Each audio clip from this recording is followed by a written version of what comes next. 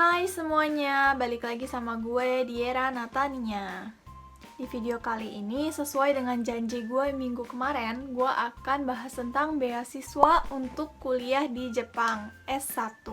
Hari ini gue cuma akan bahas tentang beasiswa S1 dan sekolah bahasa Jepang. Kenapa? Karena gue belum pernah S2, gue belum pernah S3. Gue nggak tahu informasi tentang S2, S3. Gue nggak mau kasih kalian informasi yang salah. Gue mau kasih informasi yang tepat dan nggak bikin kalian bingung, karena gue sudah berpengalaman kalau S1. Jadi untuk S2 dan S3 gue belum ada pikiran untuk membahas tentang itu. Nanti kalau misalnya gue udah mulai mengerti, gue akan share lagi ke kalian. Kalau kalian udah lihat video gue yang minggu kemarin yang tentang biaya kuliah di Jepang, itu kalian pasti ngerti, kalian pasti punya bayangan kalau kuliah di Jepang itu mahalnya luar biasa. Bisa sampai ratusan juta. Apalagi kalau kalian mau ngambil kuliah bahasanya Jepang, itu harus sekolah bahasa Jepang dulu. Sekolah bahasa Jepang ini juga membutuhkan biaya yang gak kira-kira mahalnya. Oleh sebab itu, untuk orang Indonesia, itu sebenarnya peminat untuk kuliah di Jepang itu banyak. Tapi karena kekurangan biaya, akhirnya banyak yang gak jadi pergi. Yang menurut gue itu sayang banget. Tapi di satu sisi nih, dari pihak orang Jepang, itu mereka menginginkan banyak mahasiswa asing. Karena semakin banyak mahasiswa asing di satu universitas, semakin bagus universitasnya. Jadi mereka tuh semua berlomba-lomba untuk mencari mahasiswa asing ke universitas mereka. Nah, berita baiknya untuk orang Indonesia, pemerintah Jepang menyediakan beasiswa-beasiswa yang mungkin kalian udah pernah dengar nama-namanya, kayak Mombukan Gakusho. Jadi, di video kali ini, gue akan bahas tentang beasiswa Mombukan Gakusho, dan gue akan bahas tentang beasiswa-beasiswa lainnya. Sebelum gue masuk ke lebih dalam lagi, gue mau ngejelasin sedikit kalau beasiswa itu jenisnya ada macam-macam. Yang pertama, itu beasiswa tunjangan hidup. Nah, jenis beasiswa ini itu memberikan kalian uang tunjangan hidup setiap bulan. Tapi, uang sekolah kalian nggak dibayarin. Nah, jenis yang kedua, itu ada beasiswa tuition fee yang ngebayarin sekolah kalian, tapi nggak kasih tunjangan hidup per bulannya. Dan jenis yang ketiga adalah yang paling enak.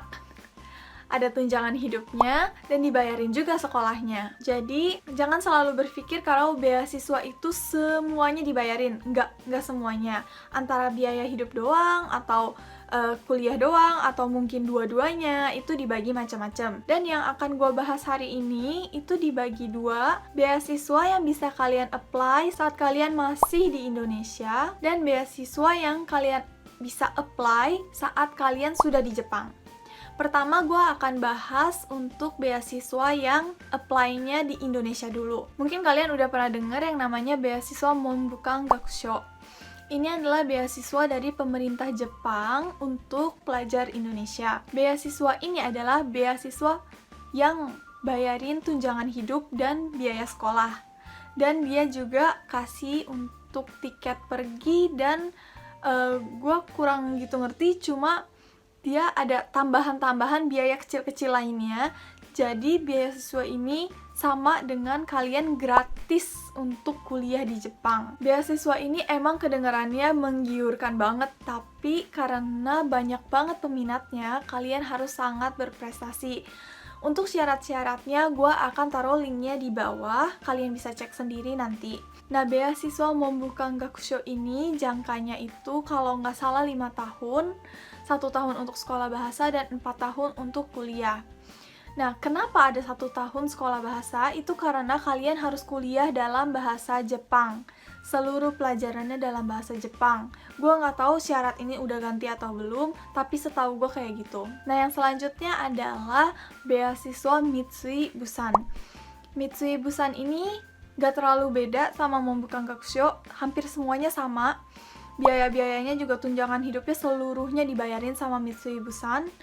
Dan biaya pesawatnya pun dibayarin, sama aja kalian gratis ke Jepang. Beasiswa Mitsui Bussan ini lagi-lagi harus belajar dalam bahasa Jepang. Kalian gak bisa ngambil pelajaran yang 100% pakai bahasa Inggris. Jadi bagi kalian yang mau kuliah di Jepang dalam bahasa Inggris, beasiswa ini nggak cocok untuk kalian. Nah, setelah beasiswa yang kalian bisa apply di Indonesia, gue mau bahas tentang beasiswa yang bisa kalian apply setelah kalian sampai di Jepang. Nah, beasiswa-beasiswa ini bisa kalian apply saat kalian masih sekolah bahasa Jepang maupun saat kalian sudah di universitas. Nah, beasiswa pertama yang akan gue perkenalkan ke kalian itu namanya beasiswa yang disediakan oleh JASO. Jadi sebenarnya JASO ini cuma wadah yang mengumpulkan berbagai perusahaan dan foundation yang mau memberikan kalian beasiswa. Jadi kalau kalian apply beasiswa JASO, itu sama aja kalian sebenarnya apply ke perusahaan atau ke foundation. Nah, JASO ini setiap tahun mengeluarkan pamflet yang isinya list perusahaan atau foundation yang bersedia untuk mengeluarkan beasiswa bagi mahasiswa asing.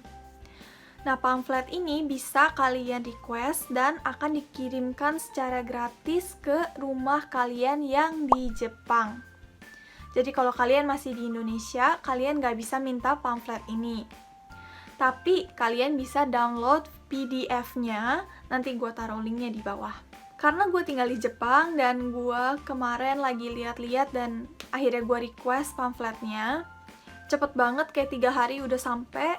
Dan gue sekarang akan kasih lihat kalian pamflet untuk 2017 dan 2018. Ini adalah pamfletnya. Nah, yang ini adalah bahasa Jepang. Yang ini adalah bahasa Inggris. Kita lihat yang bahasa Inggris. Nah, kalau kita buka, itu dia pertama-tama ngejelasin syarat-syaratnya, jenis-jenisnya, dan mereka juga menjelaskan cara baca dari buku ini, supaya kalian gak bingung.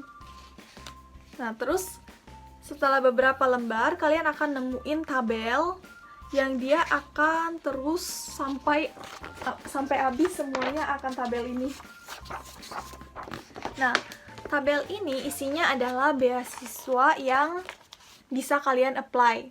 Di sini ada nama-nama foundation atau perusahaannya, dan di sini ada syarat-syaratnya, dan di sini ada besarnya, kalian akan dapat uang berapa. Nah, biasanya beasiswa yang disediakan oleh JASO ini adalah beasiswa tunjangan hidup aja. Jadi kalau dibandingkan dengan Membuka Gakusho dan Mitsui Bussan itu nggak terlalu besar. Tapi lumayan lah buat nambah-nambahin uang jajan.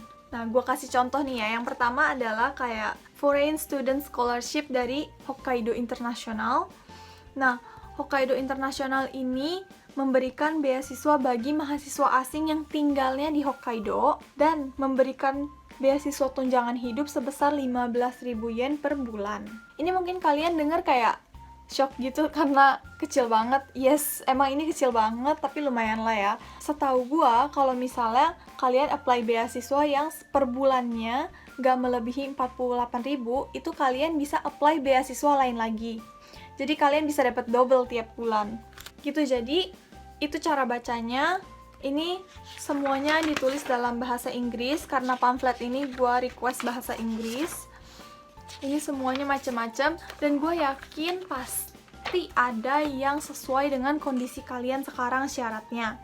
Gak mungkin gak ada yang sesuai karena itu banyak banget listnya.